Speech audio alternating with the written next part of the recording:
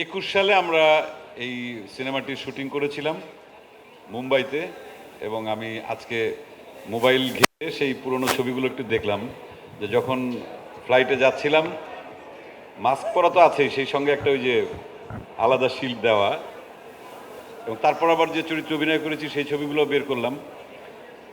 এবং এই যে মাঝখানে 2টা বছর গেল, সবসময় মনে হয়েছে কবে এই ছবিটা মুক্তি পাবে, কারণ বঙ্গবন্ধুকে নিয়ে এই প্রথম এত বড় আকারের একটি কাজ, এবং যেখানে বাংলাদেশ এবং ভারত দুটো দেশ যুক্ত আছে।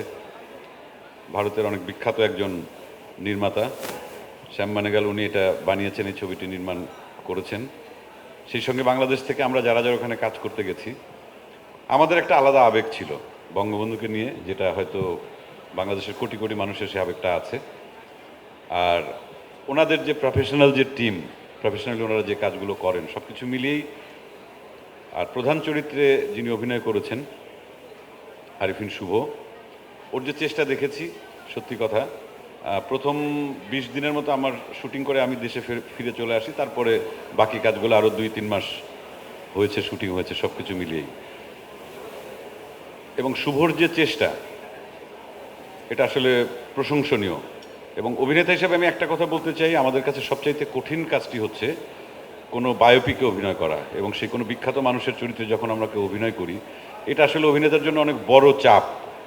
সেই জায়গা থেকে আমি মনে করি যে শুভ যেটা করেছে, অনেক চেষ্টা করেছে, এবং আশা করি, যেহেতু পুরো সিনেমাটা আমরাও দেখিনি, দেখব, আমাদের অনেক ভালো লাগবে।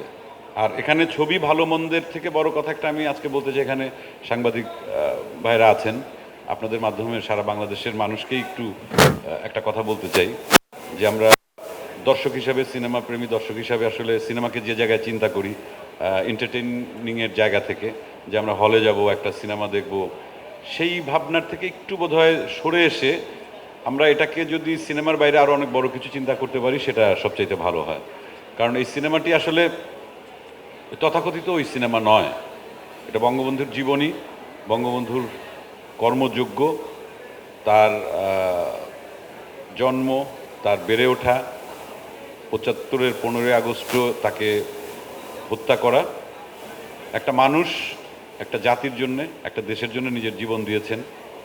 সেই জায়গা থেকে সত্য কিছু ইতিহাস আমরা এই ছবির মাধ্যমে দেখতে পারবো, যে ইতিহাস থেকে আমরা বারবার অনেক দূরে সরে গেছি। সত্য ইতিহাস মিথ্যা বানিয়ে দেওয়া হয়েছে। তা সেই জায়গা থেকে আমি মনে করি যে আমাদের যে প্রজন্ম বা আমাদের পরবর্তী যে প্রজন্ম, তাদের কাছে এটা একটা সুযোগ।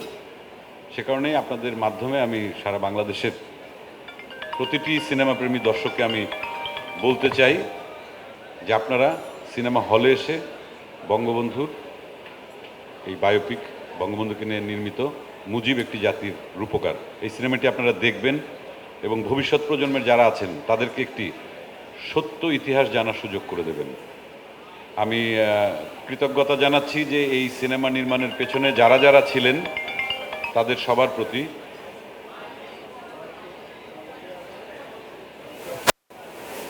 আর আমার ভালো লাগা হচ্ছে যে আমি এই সিনেমার একটি চরিত্র অভিনয় করেছি, যেটা বঙ্গবন্ধুর পিতার চরিত্র, শেখ লুৎফর রহমানের চরিত্র। ওনার একটা মধ্যবয়সী যখন বয়স ওনার, সেই সময়টার চরিত্রে আমি অভিনয় করেছি। চরিত্র কতটা বড়, কতটা ছোট, বা কোনটা আমার চরিত্র, সেটা আসলে আমার বিবেচ্য বিষয় ছিল না। এই কাজটির সঙ্গে আমি আসলে যুক্ত থাকতে চেয়েছিলাম, এবং ইতিহাসের একটি সাক্ষী হয়ে আমি হয়তো এই ছবিতে কাজ করেছি। এটা আমার জন্য অনেক বড় প্রাপ্তি, এবং এই সিনেমার সংশ্লিষ্ট সবার প্রতি আমার কৃতজ্ঞতা, ভালোবাসা, এবং দর্শকদের কাছে আমরা বলতে চাই আপনারা 13ই অক্টোবর থেকে এই সিনেমাটা বাংলাদেশে রিলিজ হবে, এরপরে কলকাতাতে, ভারতে রিলিজ হবে, সারা পৃথিবীর যেখানে যত বাঙালি আছেন সব জায়গাতেই এই ছবিটি মুক্তি পাবে। আপনারা এই ছবিটি মিস করবেন না। সবাই এসে সত্য ইতিহাস জানুন, বঙ্গবন্ধুকে জানুন। সবাইকে অনেক অনেক ধন্যবাদ।